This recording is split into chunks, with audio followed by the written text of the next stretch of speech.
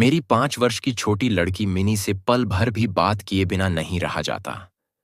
दुनिया में आने के बाद भाषा सीखने में उसने सिर्फ 1 ही वर्ष लगाया होगा। उसके बाद से जितनी देर तक सो नहीं पाती है, उस समय का एक पल भी वह चुप्पी में नहीं खोती। उसकी माता बहुधा डांट फटकार कर उसकी चलती हुई जुबान बंद कर देती है, किंतु मुझसे ऐसा नहीं होता। मिनी का मौन मुझे ऐसा अस्वाभाविक सा प्रतीत होता है कि मुझसे वह अधिक देर तक सहा नहीं जाता, और यही कारण है कि मेरे साथ उसके भावों का आदान प्रदान कुछ अधिक उत्साह के साथ होता रहता है। सवेरे मैंने अपने उपन्यास के 17वें अध्याय में हाथ लगाया ही था कि इतने में मिनी ने आकर कहना आरंभ कर दिया। बाबा, रामदयाल दरबान कल काख को कौआ कहता था। वह कुछ भी नहीं जानता, है ना बाबा? विश्व की भाषाओं की विभिन्नता के विषय में मेरे कुछ बताने से पहले ही उसने दूसरा प्रसंग छेड़ दिया। बाबा, भोला कहता था आकाश मुंह से पानी फेंकता है, इसी से वर्षा होती है। अच्छा बाबा, भोला झूठ मूठ कहता है ना? खाली बकबक किया करता है, दिन रात बकता रहता है। इस विषय में मेरी राय की तनिक भी राह न देखकर चट से धीमे स्वर में एक जटिल प्रश्न कर बैठी। बाबूजी, मां तुम्हारी कौन लगती है? उसके इस प्रश्न का उत्तर देना किसी भंवर में फंसने बराबर था, इसलिए मैंने उसका ध्यान हटाने के लिए कहा, मिनी, तू जा, भोला के साथ खेल, मुझे अभी काम है। अच्छा। तब उसने मेरी मेज के पार्श्व में पैरों के पास बैठकर अपने दोनों घुटने और हाथों को हिला हिलाकर बड़ी शीघ्रता से मुंह चलाकर अटकन बटकन दही चटा के कहना आरंभ कर दिया। जबकि मेरे उपन्यास के अध्याय में प्रताप सिंह उस समय कंचनमाला को लेकर रात के गहरे अंधेरे में बंदी गृह के ऊंचे झरोखे से नीचे कलकल करती हुई सरिता में कूद रहा था। मेरा घर सड़क के किनारे पर था। सहसा मिनी अपने अटकन बटकन को छोड़कर कमरे की खिड़की के पास दौड़ गई और जोर जोर से चिल्लाने लगी, काबुली वाला, ओ काबुली वाला! मैले कुचैले डीले कपड़े पहने, सिर पर साफा बांधे, कंधे पर सूखे फलों की मैली झोली लटकाए, हाथ में अंगूरों की कुछ पिटारियां लिए एक लंबा तगड़ा सा काबुली धीमी सी चाल से सड़क पर जा रहा था। उसे देखकर मेरी छोटी बेटी के हृदय में कैसे भाव उदय हुए यह बताना असंभव है। उसने जोरों से पुकारना शुरू किया। मैंने सोचा, अभी झोली कंधे पर डाले, सर पर एक मुसीबत आ खड़ी होगी और मेरा 70वां अध्याय आज अधूरा रह जाएगा। किंतु मिनी के चिल्लाने पर ज्यों ही काबुली ने हंसते हुए उसकी ओर मुंह फेरा और घर की ओर बढ़ने लगा, त्यों ही मिनी भय खाकर भीतर भाग गई। फिर उसका पता ही नहीं लगा कि कहाँ छिप गई। उसके छोटे से मन में वह अंधविश्वास बैठ गया था कि उस मैली कुचैली झोली के अंदर ढूंढने पर उस जैसी और भी जीती जागती बच्चियां निकल सकती हैं। इधर काबुली ने आकर मुस्कुराते हुए मुझे सलाम किया। मैंने सोचा, वास्तव में प्रताप सिंह और कंचनमाला की दशा अत्यंत संकटापन्न है। फिर भी घर में बुलाकर इससे कुछ न खरीदना अच्छा ना होगा। कुछ सौदा खरीदा गया। उसके बाद मैं उससे इधर उधर की बातें करने लगा। खुद रहमत, रूस, अंग्रेज, सीमांत रक्षा के बारे में गपशप होने लगी। आखिर में उठकर जाते हुए उसने अपनी मिली जुली भाषा में पूछा, बाबूजी, आपकी बच्ची कहाँ गई? मैंने मिनी के मन से व्यर्थ का भय दूर करने के लिए उसे भीतर से बुलवा लिया। वह मुझसे बिल्कुल सटकर काबुली के मुख और झोली की ओर संदेह से देखती खड़ी रही। काबुली ने झोली में से किसमिस और खुबानी निकाल कर देना चाहा, पर उसने नहीं लिया और दुगुने संदेह के साथ मेरे घुटनों से लिपट गई। काबुली वाले से उसका पहला परिचय इस प्रकार हुआ। इस घटना के कुछ दिन बाद एक दिन सवेरे मैं किसी आवश्यक कार्यवश बाहर जा रहा था। देखूं तो मेरी बिटिया दरवाजे के पास बेंच पर बैठी हुई काबुली से हंस हंस कर बातें कर रही है और काबुली उसके पैरों के समीप बैठा बैठा मुस्कुराता हुआ उन्हें ध्यान से सुन रहा है और बीच बीच में अपनी राय मिली जुली भाषा में व्यक्त करता जाता है। मिनी को अपने 5 वर्ष के जीवन में बाबूजी के सिवा ऐसा धैर्य वाला श्रोता शायद ही कभी मिला हो। मिनी की झोली बादाम किशमिश से भरी हुई थी। मैंने काबुली से कहा, इसे ये सब क्यों दे दिया? अब कभी मत देना, कहकर कुर्ते की जेब से एक अठन्नी निकालकर उसे दी।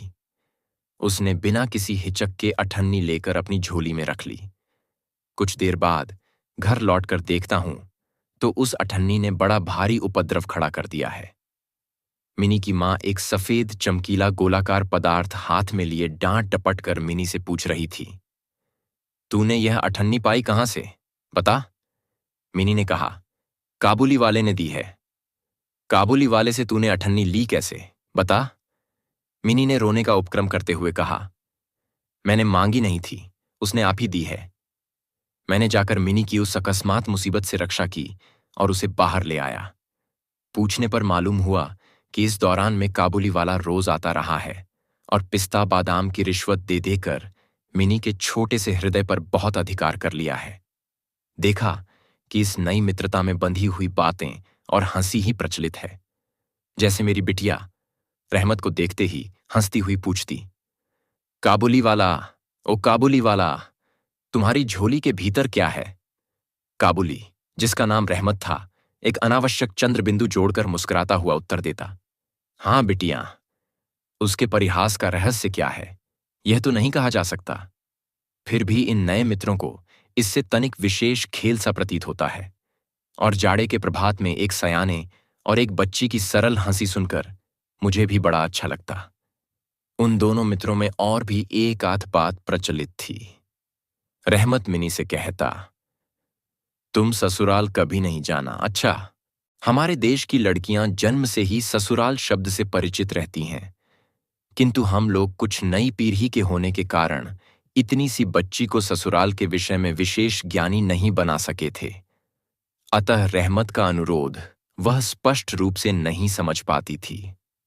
इस पर भी किसी बात का उत्तर दिए बिना चुप रहना उसके स्वभाव के बिल्कुल ही विरुद्ध था।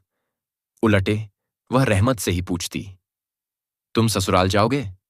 रहमत काल्पनिक श्वसुर के लिए अपना जबरदस्त घूंसा तान कर कहता, हम ससुर को मारेगा।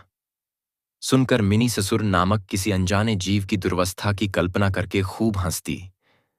देखते देखते जाड़े की सुहावनी आरतू आ गई। पूर्व युग में इसी समय राजा लोग दिग्विजय के लिए कूच करते थे। मैं कलकत्ता छोड़कर कभी कहीं नहीं गया। शायद इसीलिए मेरा मन ब्रह्मांड में घूमा करता है। यानी मैं अपने घर में ही चिड़ प्रवासी हूं। बाहरी ब्रह्मांड के लिए मेरा मन सर्वदा आतुर रहता है। किसी विदेश का नाम आगे आते ही मेरा मन वहीं की उड़ान लगाने लगता है। इसी प्रकार किसी विदेशी को देखते ही तत्काल मेरा मन सरिता पर्वत बीहड़ वन के बीच में एक कुटीर का दृश्य देखने लगता है और एक उल्लासपूर्ण स्वतंत्र जीवन यात्रा की बात कल्पना में जाग उठती है। इधर देखा तो मैं ऐसी प्रकृति का प्राणी हूं जिसका अपना घर छोड़कर बाहर निकलने में सिर कटता है।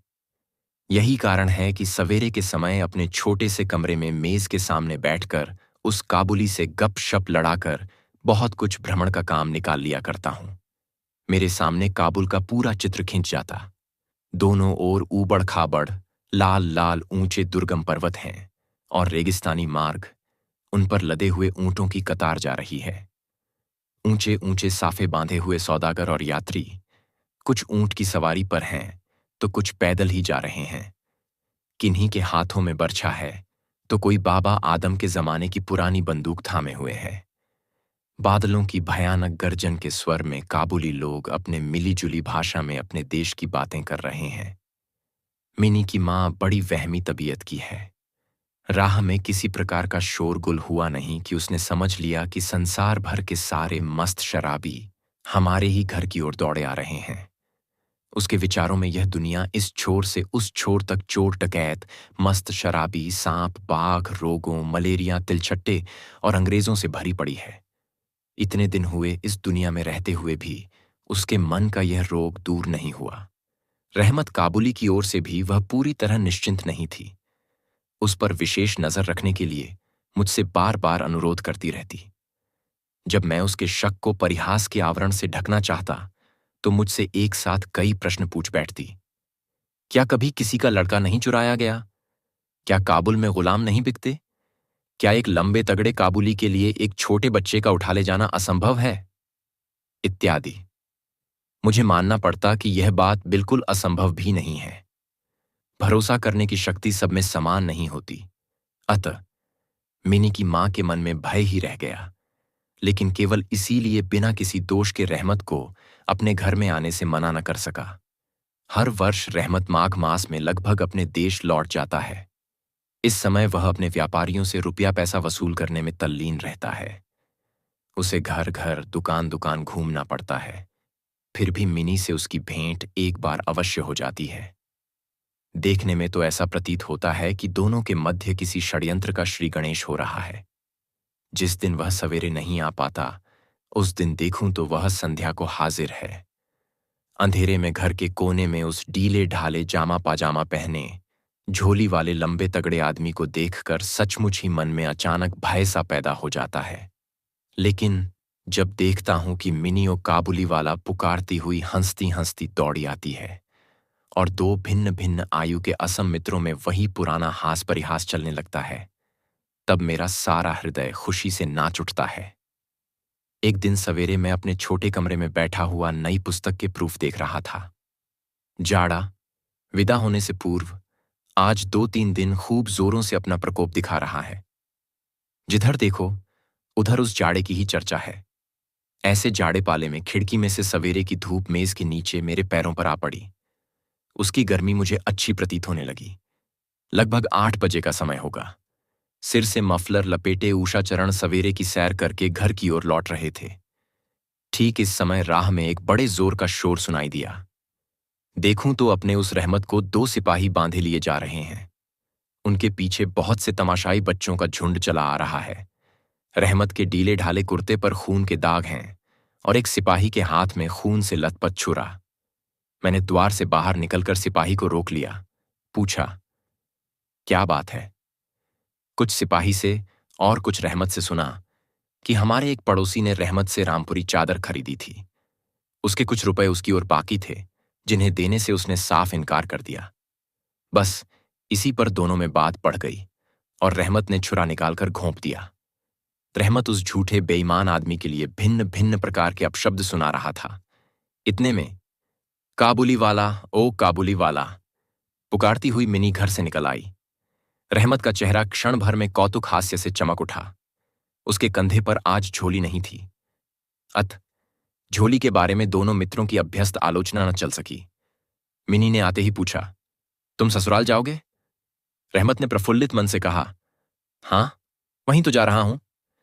रहमत ताड़ गया कि उसका यह जवाब मिनी के चेहरे पर हंसी न ला सकेगा, और तब उसने हाथ दिखाकर कहा, ससुर को मारता, पर क्या करूं, हाथ बंधे हुए हैं। छुरा चलाने के जुर्म में रहमत को कई वर्ष का कारावास मिला। रहमत का ध्यान धीरे धीरे मन से बिल्कुल उतर गया। हम लोग अब अपने घर में बैठकर सदा के अभ्यस्त होने के कारण नित्य के काम धंधों में उलझे हुए दिन बिता रहे थे। तभी एक स्वाधीन पर्वतों पर घूमने वाला आदमी कारागार की प्राचीरों के अंदर कैसे वर्ष पर वर्ष काट रहा होगा, यह बात हमारे मन में कभी उठी ही नहीं। और चंचल मिनी का आचरण तो और भी लज्जाप्रद था। यह बात उसके पिता को भी माननी पड़ेगी। उसने सहज ही अपने पुराने मित्र को भूलकर पहले तो नबी सईस के साथ मित्रता जोड़ी। फिर क्रमशः जैसे जैसे उसकी वयोवृद्धि होने लगी, वैसे वैसे सखा के बदले एक के बाद एक उसकी सखियां जुटने लगीं। और तो क्या, अब वह अपने बाबा के लिखने के कमरे में भी दिखाई नहीं देती। मेरा तो एक तरह से उसके साथ नाता ही टूट गया है। कितने ही वर्ष बीत गए। वर्षों बाद आज फिर शरद ऋतु आई है। मिनी की सगाई की बात पक्की हो गई। पूजा की छुट्टियों में उसका विवाह हो जाएगा। कैलाश वासिनी के साथ साथ अब की बार हमारे घर की आनंदमयी मिनी भी माँ बाप के घर में अंधेरा करके ससुराल चली जाएगी। सवेरे सूर्यदेव बड़ी सज धज के साथ निकले। वर्षों के बाद शरद ऋतु की यह नई धवल धूप सोने में सुहागे का काम दे रही है। कलकत्ता की संकरी गलियों से परस्पर सटे हुए पुराने टूटे फूटे घरों के ऊपर भी इस धूप की आभा ने एक प्रकार का अनोखा सौंदर्य बिखेर दिया है। हमारे घर पर सूर्यदेव के आगमन से पूर्व ही शहनाई बज रही है। मुझे ऐसा प्रतीत हो रहा है कि जैसे यह मेरे हृदय की धड़कनों में से रो रो कर बज रही हो। उसकी करुण भैरवी रागिनी मानो मेरी विच्छेद पीड़ा को झाड़े की धूप के साथ सारे ब्रह्मांड में फैला रही है। मेरी मिनी का आज विवाह है। सवेरे से घर बवंडर बना हुआ है। हर समय आने जाने वालों का तांता बंधा हुआ है। आंगन में बांसों का मंडप बनाया जा रहा है। हर एक कमरे और बरामदे में झाड़ फानूस लटकाए जा रहे हैं और उनकी टक टक की आवाज मेरे कमरे में आ रही है। चलो रे, जल्दी करो, इधर आओ, की तो कोई गिनती ही नहीं है। मैं अपने लिखने पढ़ने के कमरे में बैठा हुआ हिसाब लिख रहा था। इतने में रहमत आया और अभिवादन करके खड़ा हो गया। पहले तो मैं उसे पहचान न सका। उसके पास न तो झोली थी और न पहले जैसे लंबे लंबे बाल और न चेहरे पर पहले जैसी दिव्य ज्योति ही थी। अंत में उसकी मुस्कान देखकर पहचान सका कि वह रहमत है। मैंने पूछा, क्यों रहमत, कब आए? उसने कहा, कल शाम को जेल से छूटा हूं। सुनते ही उसके शब्द मेरे कानों में खट से बज उठे। किसी खूनी को मैंने कभी आंखों से नहीं देखा था। उसे देखकर मेरा सारा मन एकाएक सिकुड़ सा गया। मेरी यही इच्छा होने लगी कि आज के इस शुभ दिन में वह इंसान यहां से टल जाए तो अच्छा हो। मैंने उससे कहा, आज हमारे घर में कुछ आवश्यक काम है, सो आज मैं उसमें लगा हुआ हूं। आज तुम जाओ, फिर आना।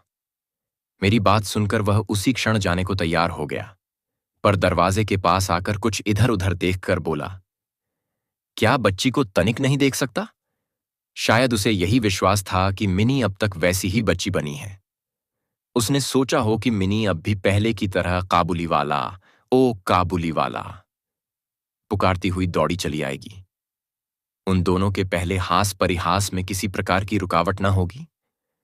यहां तक कि पहले की मित्रता की याद करके वह एक पेटी अंगूर और एक कागज के दोने में थोड़ी सी किशमिश और बादाम शायद अपने देश के किसी आदमी से मांग तांग कर लेता आया था। उसकी पहले की मैली कुचैली झोली आज उसके पास न थी। मैंने कहा, आज घर में बहुत काम है, सो किसी से भेंट न हो सकेगी। मेरा उत्तर सुनकर वह कुछ उदास सा हो गया। उसी मुद्रा में उसने एक बार मेरे मुख की ओर स्थिर दृष्टि से देखा, फिर अभिवादन करके दरवाजे के बाहर निकल गया। मेरे हृदय में जाने कैसी एक वेदना सी उठी। मैं सोच ही रहा था कि उसे बुलाऊं। इतने में देखा तो वह स्वयं ही आ रहा है। वह पास आकर बोला, ये अंगूर और कुछ किशमिश बादाम बच्ची के लिए लाया था, उसको दे दीजिएगा। मैंने उसके हाथ से सामान लेकर पैसे देने चाहे, लेकिन उसने मेरे हाथ को थामते हुए कहा, आपकी बहुत मेहरबानी है बाबू साहब, हमेशा याद रहेगी, पिसा रहने दीजिए। तनिक रुककर फिर बोला, बाबू साहब, आपकी जैसी मेरी भी देश में एक बच्ची है। मैं उसकी याद कर कर आपकी बच्ची के लिए थोड़ी सी मेवा हाथ में ले आया करता हूं। मैं यह सौदा बेचने नहीं आता। कहते हुए उसने ढीले ढाले कुर्ते के अंदर हाथ डालकर छाती के पास से एक मैला कुचैला मुड़ा हुआ कागज का टुकड़ा निकाला और बड़े जतन से उसकी चारों तहें खोलकर दोनों हाथों से उसे फैलाकर मेरी मेज पर रख दिया। देखा कि कागज के उस टुकड़े पर एक नन्हे से हाथ के छोटे से पंजे की छाप है। फोटो नहीं, तेल चित्र नहीं, हाथ में थोड़ी सी कालिख लगाकर कागज के ऊपर उसी का निशान ले लिया गया है। अपनी बेटी के स्मृति पत्र को छाती से लगाकर रहमत हर वर्ष कलकत्ता के गली कूचों में सौदा बेचने के लिए आता है, और तब वह कालिख चित्र मानो उसकी बच्ची के हाथ का कोमल स्पर्श उसके बिछड़े हुए विशाल हृदय में अमृत उड़ेलता रहता है। देखकर मेरी आंखें भर आईं और फिर मैं इस बात को बिल्कुल ही भूल गया कि वह एक मामूली काबुली मेवा वाला है, मैं एक उच्च वंश का रईस हूं। तब मुझे ऐसा लगने लगा कि जो वह है वही मैं हूं। वह भी एक पिता है और मैं भी। उसकी पर्वतवासिनी छोटी बच्ची की निशानी मेरी ही मिनी की याद दिलाती है। मैंने तत्काल ही मिनी को बाहर बुलवाया। हालांकि इस पर अंदर घर में आपत्ति की गई, पर मैंने उस पर कुछ भी ध्यान नहीं दिया। विवाह के वस्त्रों और अलंकारों में लिपटी हुई बेचारी मिनी मारे लज्जा के सिकुड़ी हुई सी मेरे पास आकर खड़ी हो गई। उस अवस्था में देखकर रहमत काबुल पहले तो सकपका गया। उससे पहले जैसी बातचीत न करते बना। बाद में हंसते हुए बोला, लल्ली सास के घर जा रही है क्या? मिनी अब सास का अर्थ समझने लगी थी, अतः अब उससे पहले की तरह उत्तर देते न बना। रहमत की बात सुनकर मारे लज्जा के उसके कपोल लाल हो उठे। उसने मुंह को फेर लिया। मुझे उस दिन की याद आई जब रहमत के साथ मिनी का प्रथम परिचय हुआ था। मन में एक पीड़ा की लहर दौड़ गई। मिनी के चले जाने के बाद एक गहरी सांस लेकर रहमत फर्श पर बैठ गया। शायद उसकी समझ में यह बात एकाएक साफ हो गई कि उसकी बेटी भी इतने दिनों में बड़ी हो गई होगी और उसके साथ भी उसे अब फिर से नई जान पहचान करनी पड़ेगी। संभवतः वह उसे पहले जैसी नहीं पाएगा। इन 8 वर्षों में उसका क्या हुआ होगा, कौन जाने। सवेरे के समय शरद की स्निग्ध सूर्य किरणों में शहनाई बजने लगी और रहमत कलकत्ता की एक गली के भीतर बैठा हुआ अफगानिस्तान के मेरू पर्वत का दृश्य देखने लगा। मैंने एक नोट निकालकर उसके हाथ में दिया और कहा, रहमत, तुम देश चले जाओ अपनी बेटी के पास। तुम दोनों के मिलन सुख से मेरी मिनी सुख पाएगी। रहमत को रुपए देने के बाद विवाह के हिसाब में से मुझे उत्सव समारोह के 2-1 अंग छांट कर काट देने पड़े। जैसी मन में थी वैसी रोशनी नहीं करा सका। अंग्रेजी बाजा भी नहीं आया। घर में औरतें बड़ी बिगड़ने लगीं। सब कुछ हुआ, फिर भी मेरा विचार है कि आज एक अपूर्व ज्योत्सना से हमारा शुभ समारोह उज्ज्वल हो उठा।